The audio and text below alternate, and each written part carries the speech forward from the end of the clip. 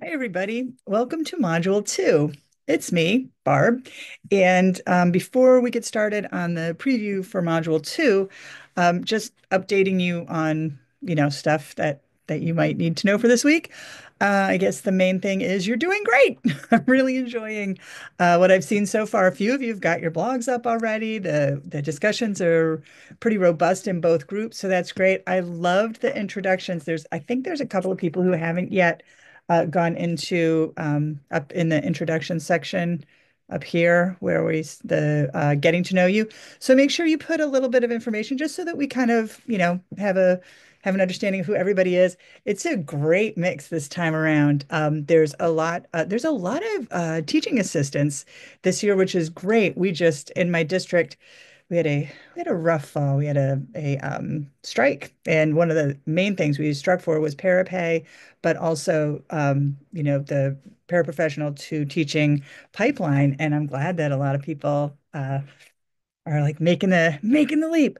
So I did notice most of us are in education. That tends to be the way it is.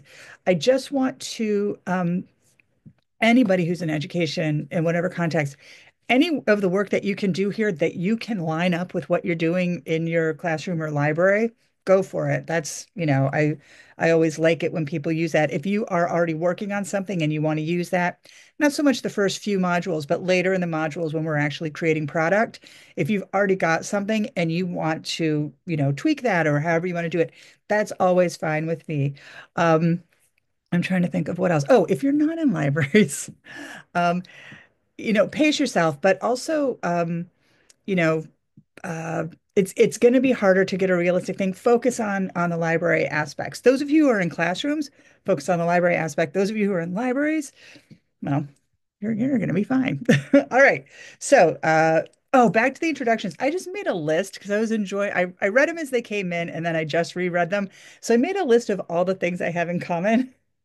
Fruit trees, I'm obsessed. Crochet, thrifting, Great British Bake Off, stay-at-home mom. I was one of those for a long time.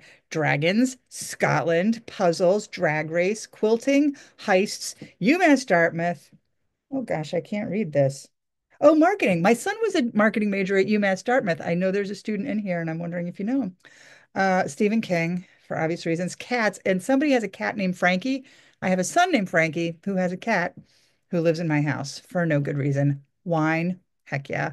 Nanny, and romance novels. So much in common. It's like we found our people.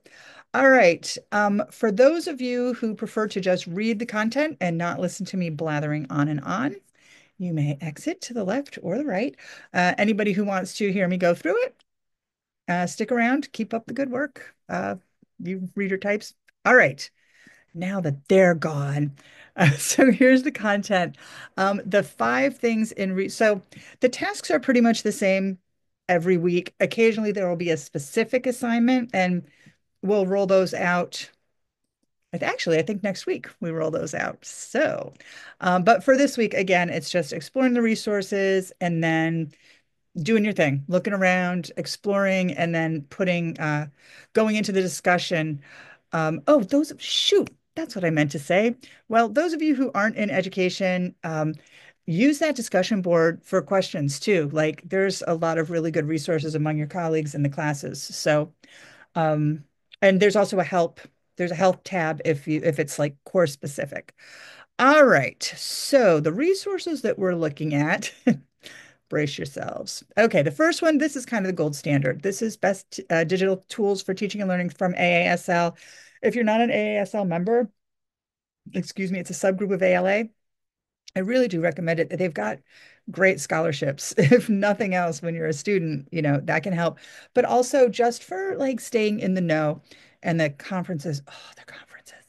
All right. So it talks about the nominations and the overview and eligibility, all that. But then when you get down here, it then gives you the actual tools and a nice little blurb about what they're about. And it goes back a few years, 24, 23, 22. Oh, I guess. Oh, it goes back to 2009, although 2009. It would be interesting to go back and see what's still listed, though, what's still being used. All right, then taking a little jolt over here to the RSS revival. This is something if you if you're like on your game and you want to go in and do a little exploration, this is kind of interesting. I used to love RSS kind of when I first started interneting. It was a really big deal. There was Google just had like a thing that they you just clicked on it and it gave you you could put in all your topics and it was wonderful. It's a little more involved now, but it's still a really good way of sort of, you know, extracting bits from the internet to keep an eye on them. So something to think about. Then we've got it's too much. 350 amazing online learning resources. You don't need 350, but you never know it's there and it's nice because you can, sort of dig through that. Then we've got 22 free tech tools for teachers. You can also Google teaching tools and find, whatever you want.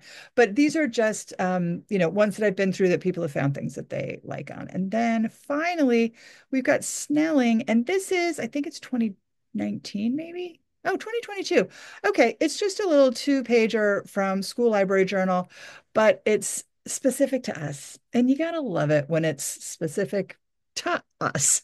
And I saw Boyd was quoted in there, and she's the best. So, um, something from School Library Journal. School Library Journal is a must, honestly. All right. Then we're going to go back here and I'm going to talk about the different tools. And again, if you know all these tools, if you're somebody, I think there's one person in here who is working like as a creating tech. You know what? Bring us back some great stuff from from the edges of the web. These are good ones to know. These are sort of like, you know, the ones that you should have in your pocket. Google Tools, obviously, Evernote. I'm not an Evernote user, but people who are love it. Digo, haven't used it in a while, but people still do. Padlet is fun and can be used, with your students. Livebinder's a pretty good one. LibGuides. I didn't put LibGuides in here because I think they're completely monetized. But if you want to go look at the structure, feel free. Then Tumblr and Pinterest. So these are all organizational. These are sort of ways that you can get your information put in a format that works for you. And then we've got subgroups of organization. So their website hosts. Now, these site hosts are different than the blog hosts that you should be using. A blog is very specific in that it gives you the newest content up top. These are websites where you're actually going to have a stationary website. You can move it around however you like. Wix and Weebly, I've heard great things about them. People like them. I use Google because it's right there. But site their site format is really easy to use. It's very what you see is what you get. Then finding new stuff. I'm sure that there are other, I mean, God, I learn everything that I learn on Instagram now, but Flipboard is really fun if you're a tablet-based person or if you use a tablet because it's just I love the interface. It's just magazines and you flip through them. It's like going to a magazine stand. And then Reddit is still, I mean, it's where my spouse gets his news every day. Not that I judge, just kidding. I judge. But there are also really cool specific, I mean, there's some awful stuff, but there's also really good specific rabbit holes you can go down there to find out new things. Then, what kind of librarian would I be if I didn't give us some book stuff? Goodreads and Library Thing are sort of the two main ones. There are a couple of other, I looked around, there are some other book sources that are more niche. I mean, Goodreads is the one that I think most people are using. I like Library Things just because it visually, you can do some nice stuff with it. It lets you like, put your titles all out in like a organization, organized way. And then, oh my God, it's coming this way. Okay, I've kind of made my peace with Canva. It's so huge, and I just find a template and I edit it. I know that but there's a lot you can do with it. And again, if you're somebody who's feeling pretty confident on your tools game, then feel free to spend more time in Canva playing with it. As far as tools and apps go, I forgot that I put this in the print and I didn't say it in the video. So I think of tools as something that can do many different things. It doesn't have one specific purpose, whereas apps are specific. They perform a single function. And I got that from Nick Kellett, who wrote an article, I believe it was in Wired, that is gone. I can't find it anywhere. The Wayback Machine wouldn't help me. So, but I did remember his name. So thanks, Nick. he's still writing tech stuff, but that was the quote that I really wanted. All right. I do not have that much more. If again, if you need me for anything, the ye old Canvas email is I check that, once or twice a day. The Salem State email, not as much, but often. And if you're having Canvas issues, you can put it in the help. And I mean, I check the discussion a lot, but I'll likely find it there. But if however you want to get a hold of me, I'm happy to help. And I believe I've covered everything. And now I'm just blathering. I said I would do it, and here I have. All right, I'm going to stop sharing. Got my hair done yesterday, so I just want to make it big for a minute. Sorry. Okay. Have a great week, and I will see you on the discussion boards. Bye.